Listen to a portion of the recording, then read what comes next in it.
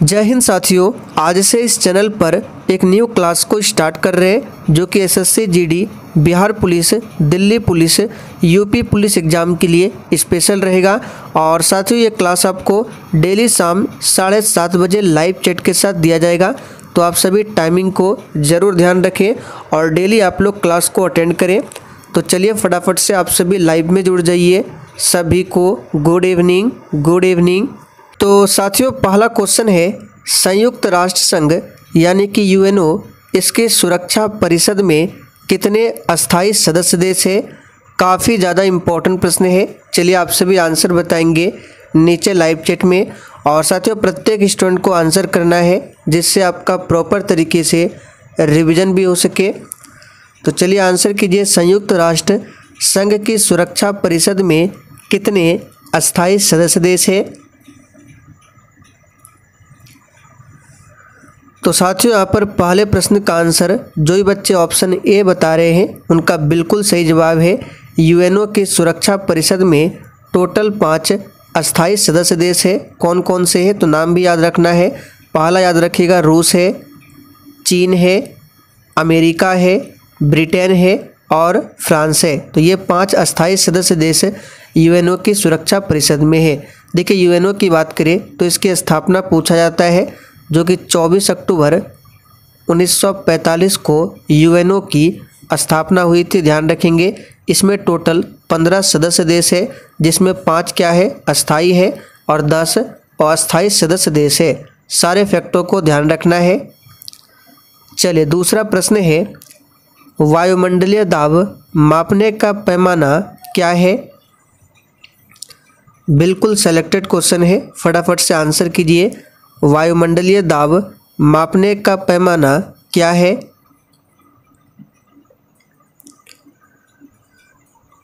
तो यहाँ पर दूसरे प्रश्न का आंसर जो भी बच्चे लाइव चैट में ऑप्शन ए बता रहे हैं उनका बिल्कुल सही जवाब है, बैरोमीटर। ध्यान रखना है वायुमंडलीय दाब को किससे मापा जाता है तो बैरोमीटर से मापा जाता है। यहाँ पर पहला ऑप्शन आपका सही आंसर है।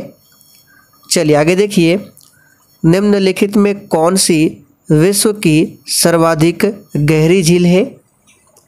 बिल्कुल इसी तरह के क्वेश्चन पूछे जाएंगे, फटाफट से आंसर कीजिए। निम्नलिखित में कौन सी विश्व की सर्वाधिक गहरी झील है? तो साथियों यहाँ पर तीसरे प्रश्न का आंसर जो ही बच्चे ऑप्शन बी बता रहे हैं उनका बिल्कुल सही जवाब है। बैकाल झील जो है ये विश्व की सबसे गहरी झील है। और टिटिकाका झील की बात करें तो ये सबसे ऊंचाई पर स्थित झील है, टिटिकाका झील, याद रखिएगा। चलिए आगे बढ़ते हैं। स्पेन में गृह युद्ध की शुरुआत कब हुई थी? चलिए चौथे प्रश्न के लिए आंसर कीजिए। स्पेन की राजधानी कहाँ पर है तो मैड्रिड, यहाँ पे लिख देते हैं मैड्रिड क्या है तो ये स्पेन की राजधानी है। तो यहाँ पर चौथे प्रश्न का आंसर जो ही बच्चे ऑप्शन ए बता रहे हैं उनका बिल्कुल सही जवाब है। 1936 से 39 के बीच में हुआ था स्पेन में गृह युद्ध। चलिए आगे देखिए, उच्चतम आयनन वाला तत्व निम्न में से कौन सा है? चलिए 5 के लिए आंसर कीजिए। उच्चतम आयनन वाला तत्व इनमें से कौन सा है? तो साथियों यहाँ पर 5वें प्रश्न का सही जवाब है हीलियम। याद रखिएगा हीलियम क्या है तो उच्चतम आयनन वाला तत्व है। देखिए हीलियम की बात करें तो ये एक प्रकार का अक्रिय गैस भी है। हाइड्रोजन की बात करें तो इसके 3 समस्थानिक होते हैं। कौन कौन से तो H11 प्रोटियम हो गया, H12 ड्यूटेरियम और H13 ये हाइड्रोजन के क्या है 3 समस्थानिक है। हाइड्रोजन को भविष्य का ईंधन भी माना गया है। चलिए आगे देखिए, रेड इंडियन मूल निवासी है। चलिए आंसर कीजिए 6 के लिए, रेड इंडियन कहाँ के मूल निवासी है? तो साथियों यहाँ पर छठे प्रश्न का आंसर जो ही बच्चे अमेरिका बता रहे हैं उनका बिल्कुल सही जवाब है। रेड इंडियन जो है अमेरिका के मूल निवासी है, याद रखिएगा। चलिए आगे बढ़ते हैं। हार्मोन के रूप में कार्य करने वाला प्रोटीन का उदाहरण कौन सा है? चलिए, प्रत्येक स्टूडेंट को लाइव चैट में आंसर करना है। आपको आंसर करने के लिए उचित समय दिया जाएगा। हार्मोन के रूप में कार्य करने वाला प्रोटीन का उदाहरण बताना है। तो यहाँ पर 7वें प्रश्न का आंसर जो भी बच्चे बी बता रहे हैं उनका बिल्कुल सही जवाब है ऑक्सीटोसिन हार्मोन। ये क्या है? तो हार्मोन के रूप में कार्य करने वाला प्रोटीन का उदाहरण है। प्रोटीन की बात करें तो सबसे ज़्यादा प्रोटीन किस में मिलता है? तो सोयाबीन में। सोयाबीन में सबसे अधिक प्रोटीन मिलता है। कितना? तो लगभग 42%। और प्रोटीन की कमी से कौन सी बीमारी होती है? तो इसे भी नोट कीजिए, क्वाशियोरकर। यहाँ पे लिख देते हैं क्वाशियोरकर बीमारी होती है प्रोटीन की कमी से। चलिए आगे देखिए, भारत में राष्ट्रपति पर महाभियोग की प्रक्रिया किस देश से ली गई है?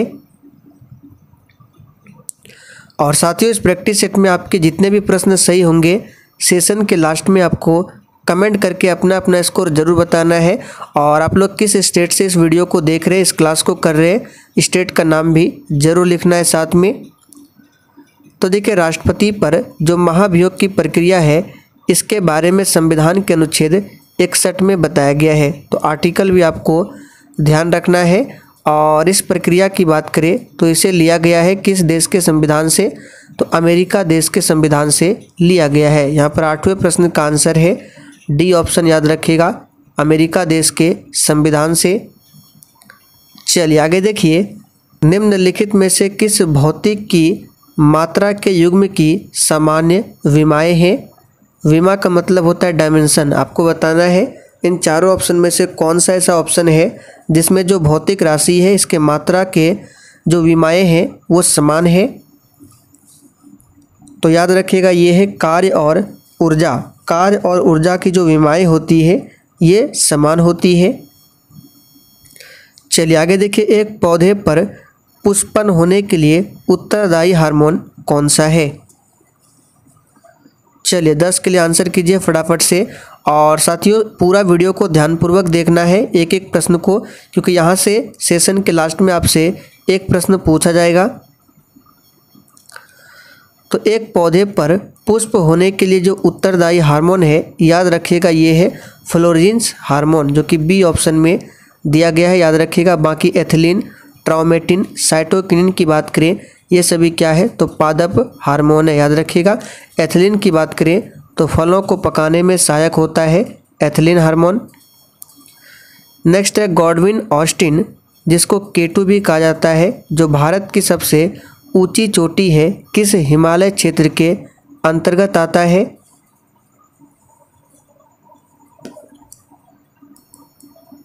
चलिए फटाफट से आंसर बताइए। तो यहाँ पर 11वें प्रश्न का आंसर क्या हो जाएगा? ये ट्रांस हिमालय के अंतर्गत आता है गॉडविन ऑस्टिन। चलिए आगे देखिए, 1815 ईस्वी में आत्मीय सभा की स्थापना किसने किया था?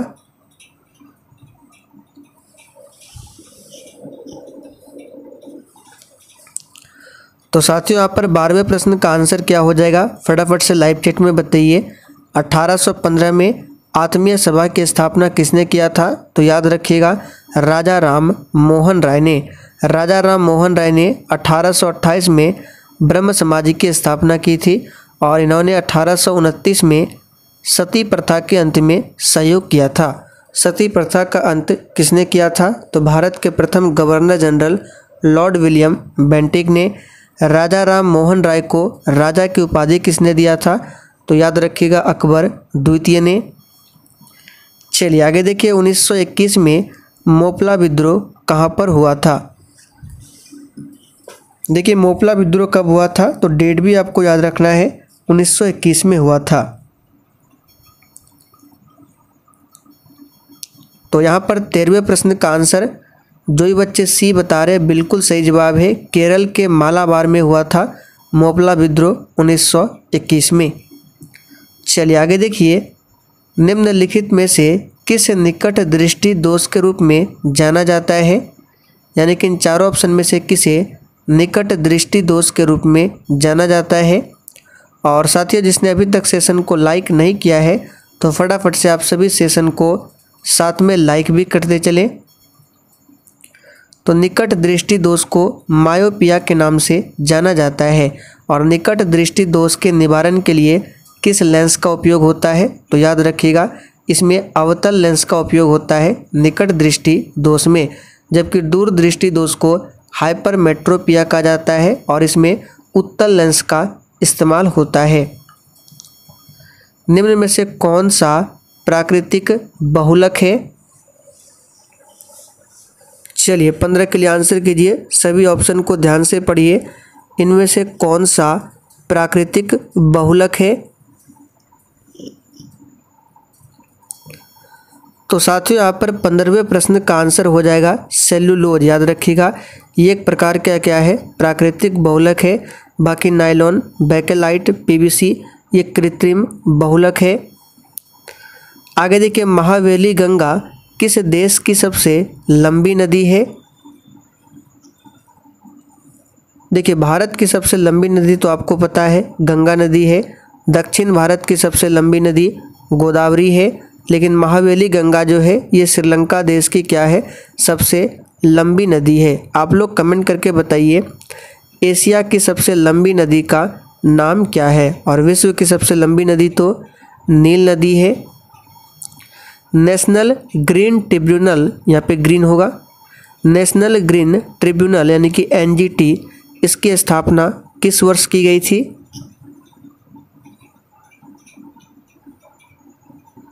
तो प्यारे साथियों, एनजीटी की बात करें तो इसकी स्थापना जो है 2010 में किया गया था। कब?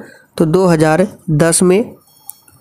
चलिए आगे देखिए, ओजोन दिवस प्रतिवर्ष कब मनाया जाता है? आंसर कीजिए 18 के लिए, ओजोन दिवस प्रतिवर्ष कब मनाया जाता है? तो प्यारे साथियों, ओजोन दिवस प्रतिवर्ष ये 16 सितंबर को मनाया जाता है, ध्यान रखेंगे। और ओजोन की बात करें तो इसका अणुसूत्र पूछा जाता है जो कि O3 होता है। ओजोन लेयर किस मंडल में मिलता है? तो समताप मंडल में। इसे भी ध्यान रखिएगा, समताप मंडल में ओजोन लेयर पाया जाता है। आगे देखिए, ध्वनि का तारत्व किस पर निर्भर करता है?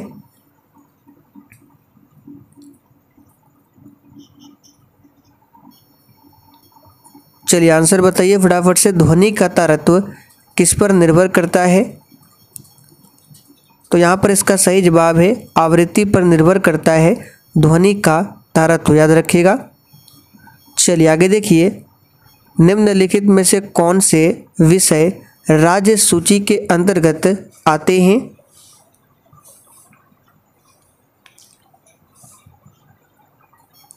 तो देखिए, शिक्षा तो होगा नहीं क्योंकि शिक्षा जो है ये समवर्ती सूची में आएगा, तो शिक्षा आंसर नहीं होगा। यहाँ पे राज्य सूची पूछा गया है तो याद रखिएगा पुलिस, ये क्या है? तो राज्य सूची के अंतर्गत आएगा पुलिस। बाकी शिक्षा हो गया, परिवार नियोजन हो गया, वन, वन्य पशु तथा पक्षियों का संरक्षण, ये सभी समवर्ती सूची में आता है।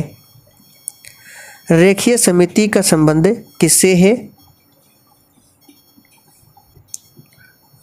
तो 21 का आंसर याद कर लीजिए, यह अप्रत्यक्ष कर से संबंधित है। और अप्रत्यक्ष कर का उदाहरण याद रखना है GST, goods and service tax. ये किस प्रकार का कर है? तो अप्रत्यक्ष कर है। चलिए आप लोग कमेंट बॉक्स में लिखिए जीएसटी जो है भारत में कब लागू हुआ था? आगे देखिए, प्रोजेक्ट एलिफेंट की शुरुआत किस वर्ष की गई थी?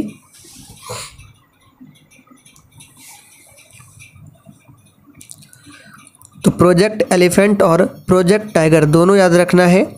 प्रोजेक्ट एलिफेंट की शुरुआत जो है ये 1992 में किया गया था। कब? तो 1992 में, यहाँ पे सही कर लेंगे 1992। और यहाँ पे तो टाइगर प्रोजेक्ट पूछे तो याद रखिएगा 1973। तो दोनों को ध्यान रखना है।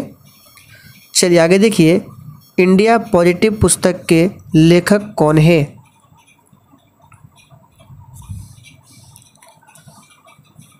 तो साथियों, इंडिया पॉजिटिव पुस्तक के लेखक कौन है? तो याद रखिएगा चेतन भगत है। यहाँ पर बी ऑप्शन आपका सही जवाब है, चेतन भगत। चलिए आगे देखिए, समाजवादी अर्थव्यवस्था का जनक किसे माना जाता है? चलिए आंसर बताइए 24 के लिए। समाजवादी अर्थव्यवस्था का जनक किसे माना जाता है? तो यहाँ पर 24 का आंसर हो जाएगा आपका बी ऑप्शन, कार्ल मार्क्स को माना जाता है।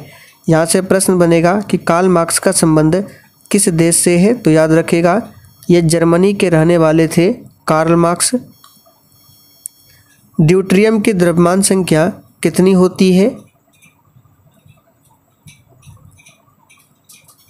तो ड्यूट्रियम की द्रव्यमान संख्या जो होती है 2 होती है, याद रखिएगा। ड्यूट्रियम यानी कि H12 हाइड्रोजन का दूसरा समस्थानिक। तो ऊपर ये द्रव्यमान संख्या देख सकते हैं, ये 2 है और ये हाइड्रोजन का क्या है? समस्थानिक है ड्यूट्रियम। आगे देखिए, स्थिर ताप पर किसी गैस का आयतन कम करने के लिए उसके दाब पर क्या प्रभाव पड़ेगा?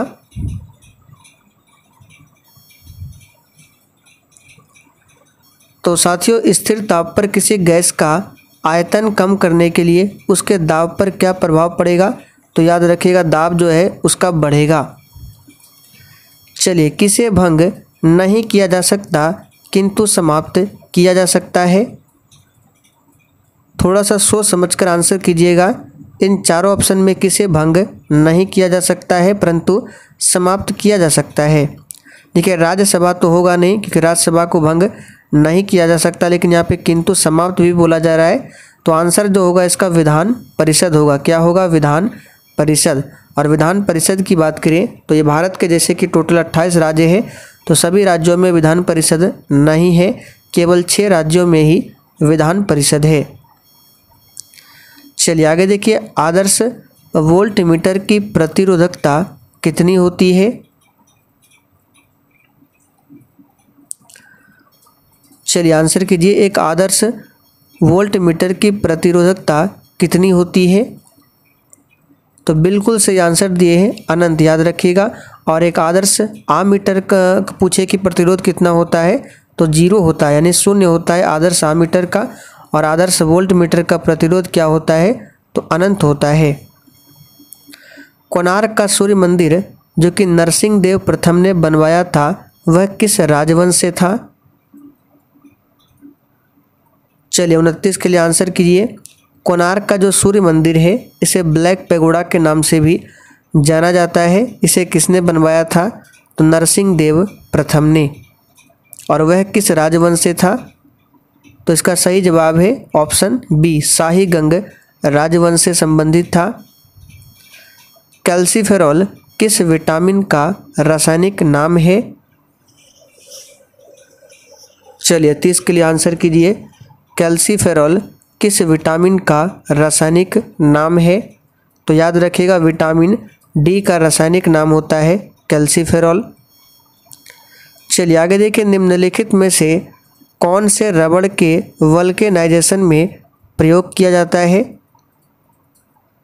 देखिए, वल्केनाइजेशन को हिंदी में वल्नीकरण कहा जाता है और रबड़ के वल्नीकरण में सल्फर का प्रयोग होता है। किसका? तो सल्फर का। नेक्स्ट है, चरक संहिता चिकित्सा की किस शाखा से संबंधित है?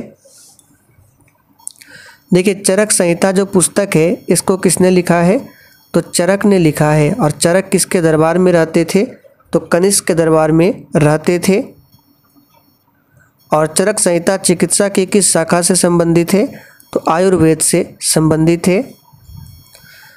शिमला समझौता जो कि 1972 में हुआ था, इस पर किनके द्वारा हस्ताक्षर किए गए थे? चलिए आंसर कीजिए 33 के लिए। तो शिमला समझौता पर जो हस्ताक्षर हुआ था इंदिरा गांधी और जुल्फिकार अली भुट्टो के बीच में। तो बी ऑप्शन सही है। किसी तत्व का इलेक्ट्रॉनिक विन्यास 2, 8 और 5 है तो उस तत्व का नाम क्या है?